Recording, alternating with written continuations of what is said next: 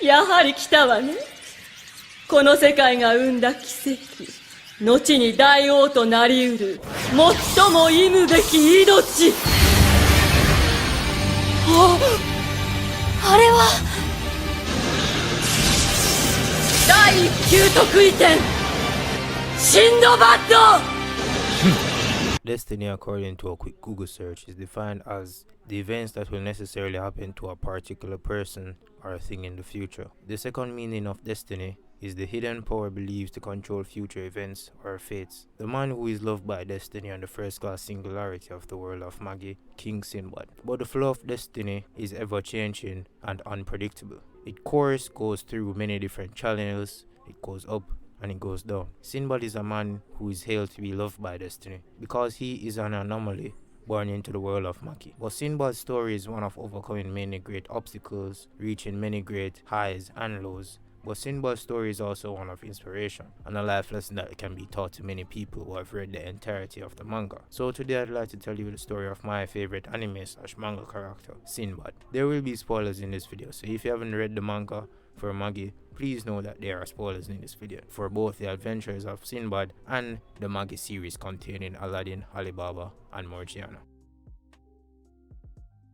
Sinbad was born in Parthivia, in a small village named Tyson. Even from the young age of 3 years old, Sinbad has always been deemed special. His father always knew that he had the power to choose the right fate.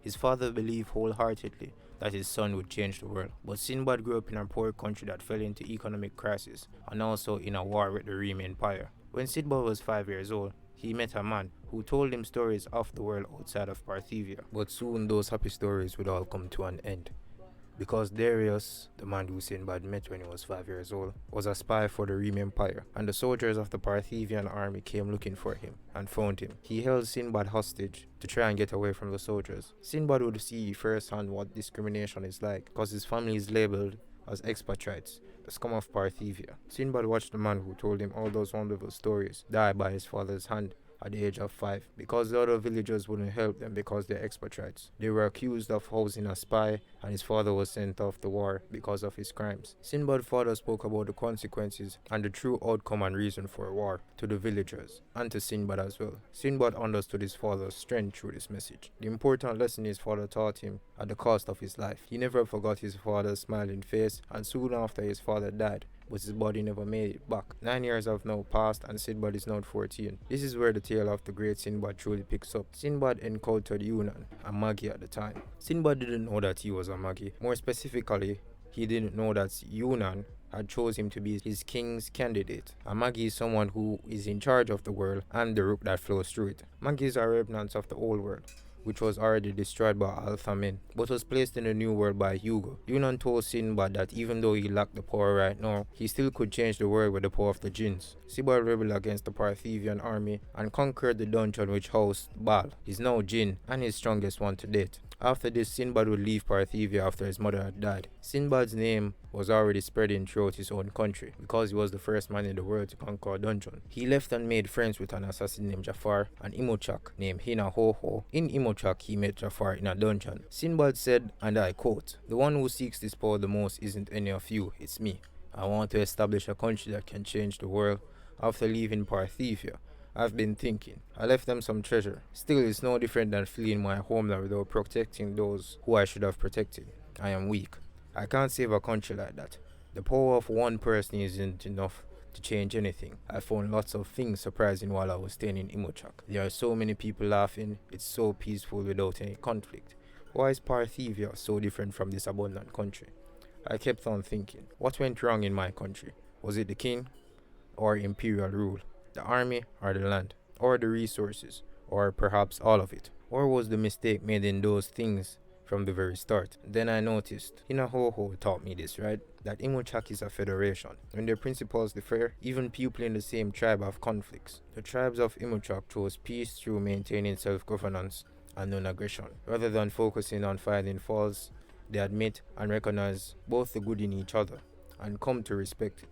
Isn't that more important? Not wrong to think about changing a country, but not entirely correct either.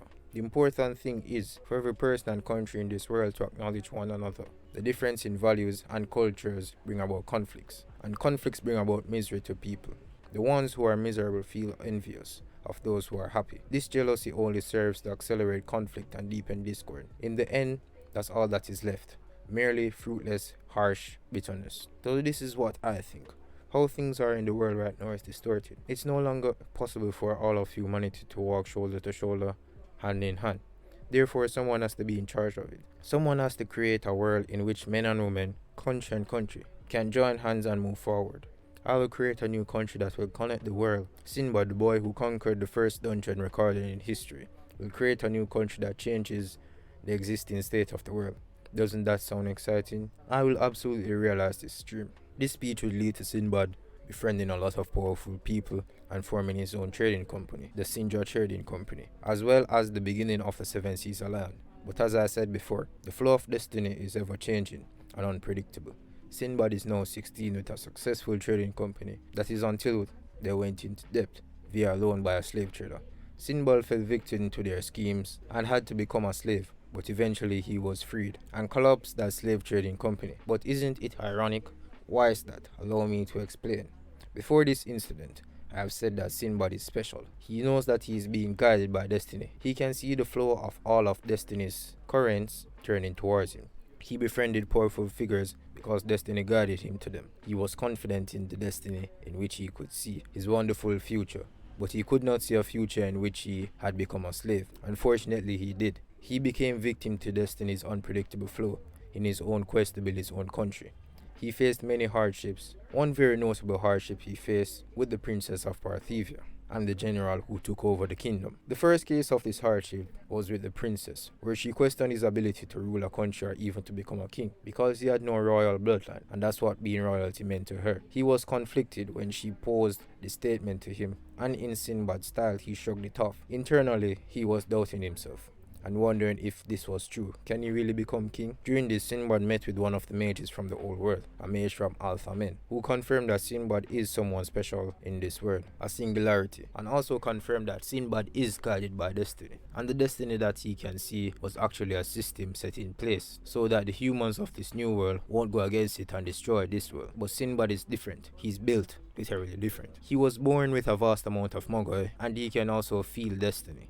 Even though he's bounded to destiny, he also has the power to deviate from destiny. That's what makes him a singularity. The possibility of freeing the world from destiny lies within him, but the mage told him that destiny will only cause him to suffer someday, and the only thing that can eliminate that possibility is his strength as a singularity. Sinbad may have thought this day would have been in the future, but it would have come really soon. He got land for his country off the shore of Parthivia. He had to sacrifice the remaining members of his village just to get his land to build his country. Princess of Parthivia would use her Dijin to control Sinbad to start a war with Parthivia because she could not get her country back from the general. Sinbad lost many friends and ultimately lost his country that he worked so hard to build. His country would not even last a single day, but Sinbad would get his revenge on the general of Parthivia, Barbarossa, the general who assumed control of Parthivia. Even Barbarossa would admit that he could see that Sinbad is loved by destiny.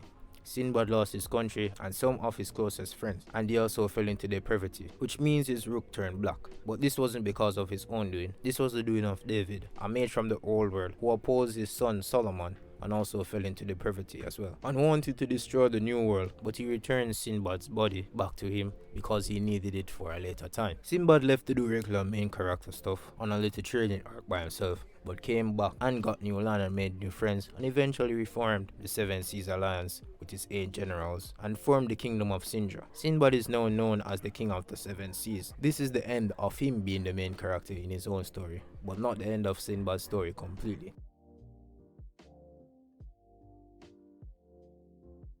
Sinbad is now known as a living legend, the most powerful man in the world. He collected and befriended powerful figureheads such as Magi, the Riem Empire, Magnostad, but he could never get the powerful co-emperor on his side. They opposed him, but this didn't matter. He was still the most powerful man in the world, who only made moves that benefited his dream and his destiny. But how does Sinbad's story end? But this is now the final arc of the entire Magi series, which hasn't been animated, so spoiler warning. But this wraps up Sinbad's story and the entirety of Magi as a whole. So skipping season 1 and season 2 of Magi, The Labyrinth of Magic, and also one major arc in the manga, you end right around the Sacred Palace arc, the end of Magi. This arc takes place in the near future, where the world is currently at peace. All wars are over and most countries of the world have disbanded their armies to form an alliance with Sinjar, with Sinbad at the head of the council. Alibaba died and came back to life and learned about the whole world. He learned about David, Solomon, Hugo, everything. But since Alibaba came back, he can no longer hear David's voice. Sinbad is now stuck at a crossroad in life. He changed the world just like he planned to do and accomplished all of his dreams and goals. So now what? What else can he do? He can no longer make innovations that will change the world for the better. He came to a realization that this peace that he and everyone built wouldn't last forever. And when they die, the world will probably go back to the same state it was in before. So he had an idea. He would use Aladdin to go to the sacred place to rewrite the rook. Quick context. The sacred place is where basically God controls everything in the world and also other people's destiny. Aladdin can use Solomon's wisdom to reach the sacred place because he's the son of Solomon, and Solomon was the one who created the sacred palace, and also the one who wrote the Rook of the world. The Rook is the life force flowing through everything on the planet. He tried to convince Aladdin to help him with this, but he refused because that would result in him taking away his people's free will. Aladdin and Sinbad and a mage named Arba, who is a mage from the old world as well, and also a very powerful one at that, fought. Aladdin eventually escapes and flees to the Dark Continent, but this doesn't stop him. David is also a singularity as well from the old world. He can also see destiny, just like Sinbad. In fact, he is said to be the embodiment of destiny itself. David convinces Sinbad to go to the sacred palace and become God. Aladdin and Alibaba tries to convince Sinbad he should share the burden of destiny with them, but Sinbad puts up a front. He believes he's the only one who understands the world's true nature. But Sinbad, as of late, struggles to see the flow of destiny and also doesn't hear David's voice anymore. Sinbad has developed a god complex or an identity crisis because he doesn't know who or what exactly he is. Currently, Sinbad isn't thinking about the present. He wants to preserve the peace of the world by returning everyone to the Rook. He goes to the sacred place to fight Hugo, who is the god of this new world, and now assumes position of God and starts to rewrite the Rook. Aladdin and Alibaba decides to go to the sacred place to stop him. While on this path to stop him, they are met with his greatest convictions in the form of his jinns, Baal, Velfor, Zaper, and Fulfor. Sinbad isn't satisfied by the current world and his friends. He believes they stopped trying to innovate and became comfortable, and he wants to continue moving forward. Sinbad learns new information from Hugo while Alibaba and Aladdin are fighting. Sinbad learns that there are other universes with other gods who also have influence over his world's destiny. So Sinbad decides that he wants to take on all of them because no one should be able to have the power to control his or anyone else's destiny. But Aladdin and Alibaba convinces him not to, and he agrees. And he tries to revert the spell that turns the world back to the Rook. But David takes over as god of the world and continues the spell because he wants the world to be destroyed and use the power he collected to fight other gods in the different universes. In a constant battle on land and also a constant battle in the sacred place with David, they would eventually win this fight, but at the cost of all the jinns in the world would be sealed away, and also Sinbad will be gone. Is he dead? I am not completely sure, but this concludes the story of King Sinbad of the Seven Seas. This is a very summarized telling of Sinbad's story. If I told his entire story word by word, bar for bar, well written detail, this video would be over an hour long, and I don't want to sit and edit a whole long video, so I gave you a very compact and concise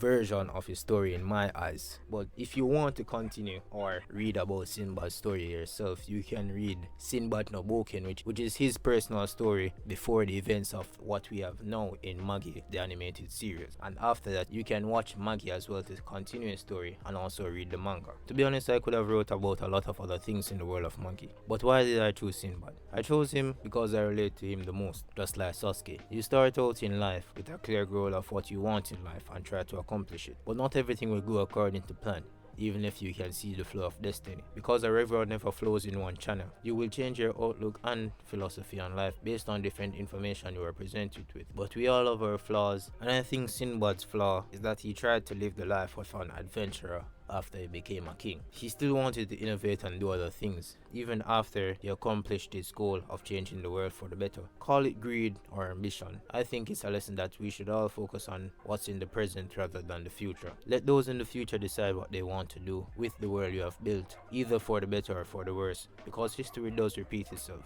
and there's nothing you can do about it.